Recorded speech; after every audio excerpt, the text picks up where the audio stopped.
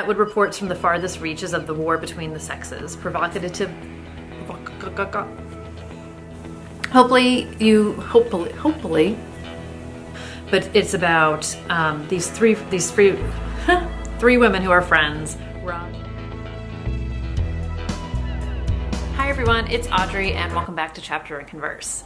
Today's video is part 2 of a 2019 reading project that I created for myself.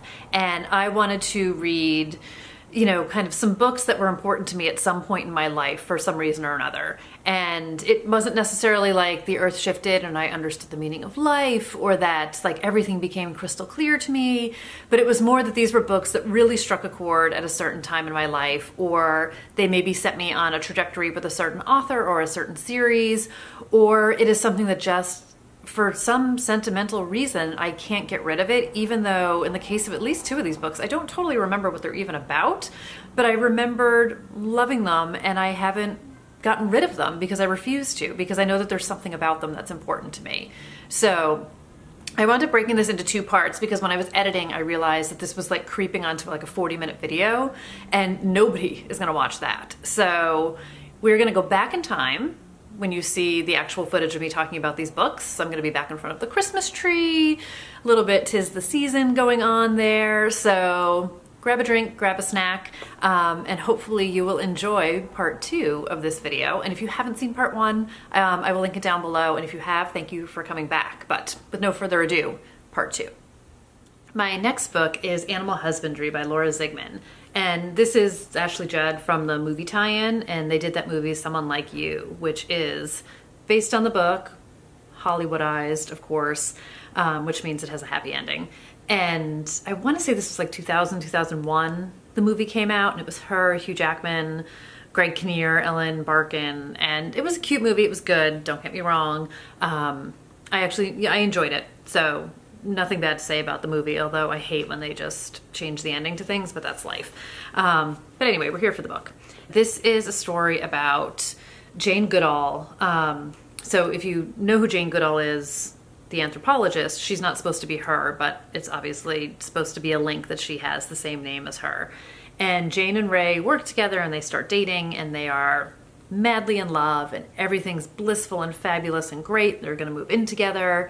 She packs her stuff and she cancels her lease and she's like ready to go, and rug right out from underneath her, he dumps her. No explanation, no anything. He just, sorry Jane, not happening. So poor Jane, heartbroken, homeless, forced to move in with this guy Eddie, who's sort of this womanizer that they work with, and she's looking for answers. She's not going to get them, and she sort of works to mend her heart by figuring out sort of what went wrong, how men are, kind of what Ray was thinking, what he was doing, why he would ever dump her when everything was so perfect. And as she's living with Eddie, who's this womanizer and has a completely different view of relationships and how he treats women, she sort of puts together this theory that she calls old cow, new cow, and how men are always looking for the new cow and something fresh. The grass is always greener. I'm doing no justice to this book and it probably doesn't sound all that good, but it's really, really good. And I think it is absolutely, the heartache of it was something I could relate to. I think relationships between men and women, I think trying to understand why things go south. I certainly had friends who were like Eddie, who were sort of the Lothario womanizers, and how did they sort of carry on that way and treat people that way and be so cavalier about things. All things in. I just loved it. I thought it was a great book. I've also read this one several times, but haven't read it in years. I'm becoming a bit of, broken record here. But I loved it. I loved it. So I'm excited to read it again, kind of with older eyes, and see if I like it. I've read a bunch of books by Laura Zigman. I really like her writing. I liked her style. I don't know if I'd call it chick lit per se, but it's definitely relationship-y. She's got her career that she's fighting for. She's got a friend who in the movie was Marissa Tomei, played her. She's very no nonsense in the book also, and it's just a great cast of characters. This is how I remember it all. So that's Animal Husbandry. The next book on my list is The Robber Bride by Margaret Atwood. And I had talked about this in a previous video, how I read The Handmaid's Tale in college, and that set me on a path of Margaret Atwood. And I read a whole bunch of her books, but this one in particular really stuck with me and struck a chord with me and just became a huge love of mine. And I have not read this book in ages. I can't even remember last time I read this book, but I absolutely, this like sealed the deal with me on Margaret Atwood. This woman can write, this woman can tell stories, and her stories about women and the complications of women's friendships is just so incredibly on point. And I don't remember it being done any better in any of her books than it was here. So I'm just going to read a little bit of the jacket copy because I'm going to butcher it if I don't. So this book is centered around three women, Roz, Charisse, and Tony, and a fourth woman, Xenia, who has a connection to all three of them. And it says, Xenia is beautiful and smart and hungry, by turns manipulative and vulnerable, needy and ruthless, the turbulent center of her own never-ending saga. Xenia enters their lives when they were in college in the 60s, and over the 3 decades since, she damaged each of them badly, ensnaring their sympathy, betraying their trust, and treating their men as loot. Then Xenia died, or at any rate the three women, with much relief, attended her funeral. But as the robber bride begins, she's suddenly alive again, sauntering into the restaurant where they are innocently eating lunch. Ah, she's back. So it goes on to say, Atwood reports from the farthest reaches of the war between the sexes, why can't I say the word provocatively? Provocatively suggesting that if women are to be equal, they must realize that they share with men both the capacity for villainy and the responsibility for moral choice. Oh my God, you guys, this was so good. I have such high hopes that this is going to be even better the second time around. I just remember loving this book, certainly understanding what some of these women go through. I mean, women can be vicious, and friendships between women are super complicated at any age. And I have known villainous women, unfortunately, in my day.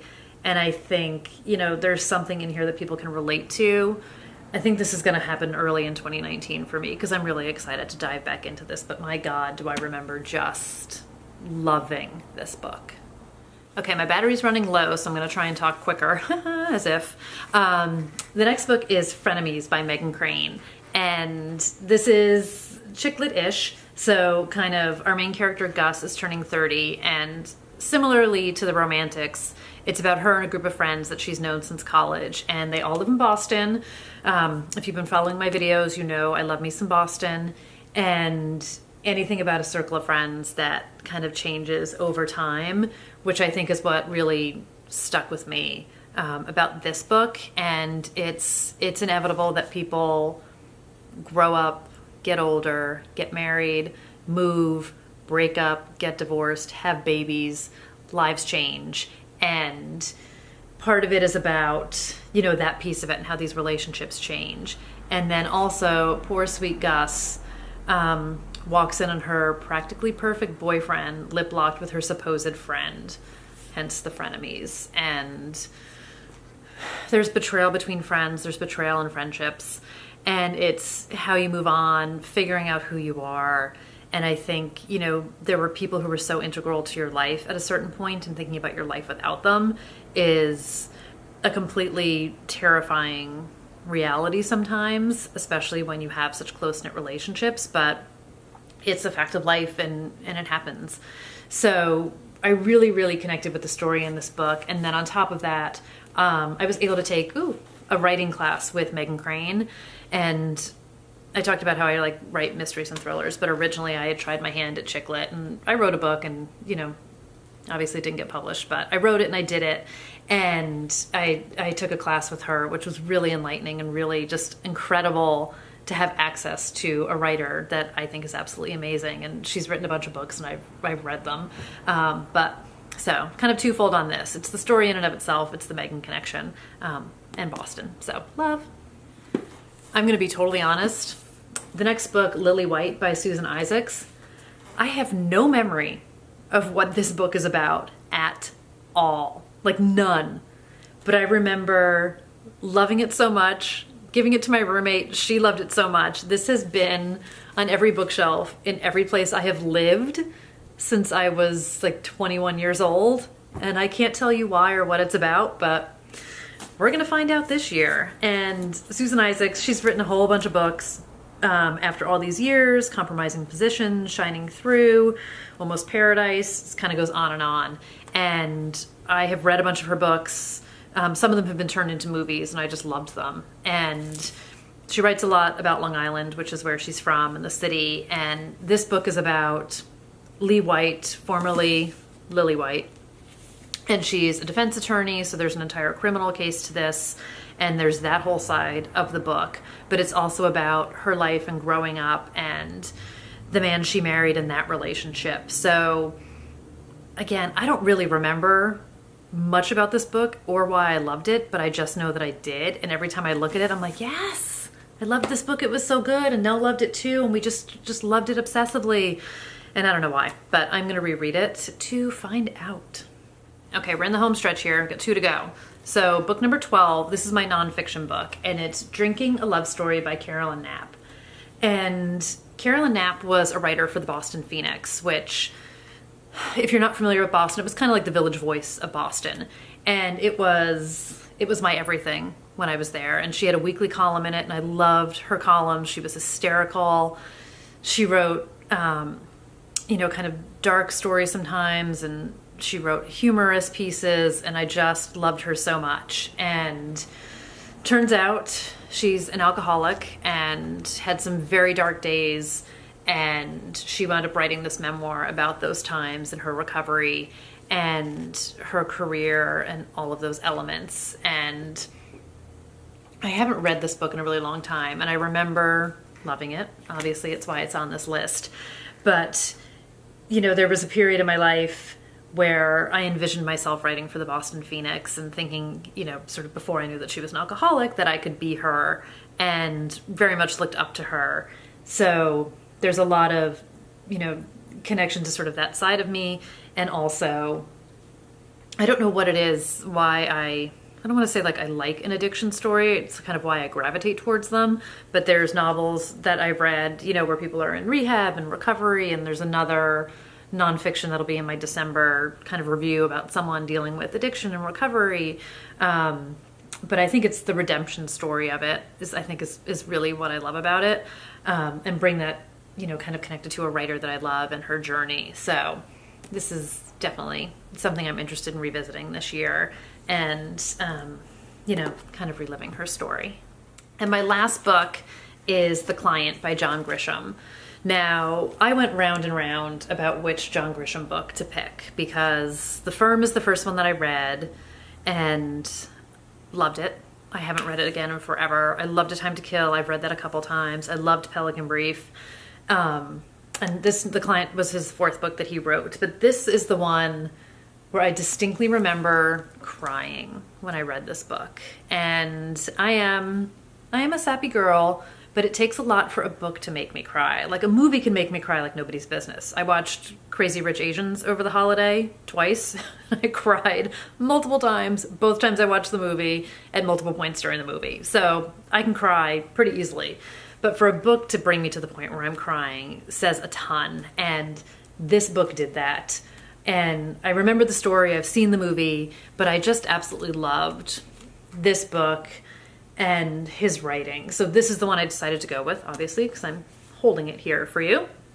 But this is about a young boy who witnesses a crime, and, people are after him to kind of shut him up because he's seen a horrible murder and he can identify kind of who the killers are and what happened. And he winds up kind of partnering up with this small town lawyer who Susan Sarandon plays in the movie. And she is in way over her head, and the boy is in way over his head. And it's sort of typical Grisham, bad guys out to get them, how they are able to thwart them and sort of get to safety, and the bad guys hopefully get caught. But it is, it's a book that I think about so fondly. I haven't read this in ages. And I honestly haven't read a lot of current John Grisham.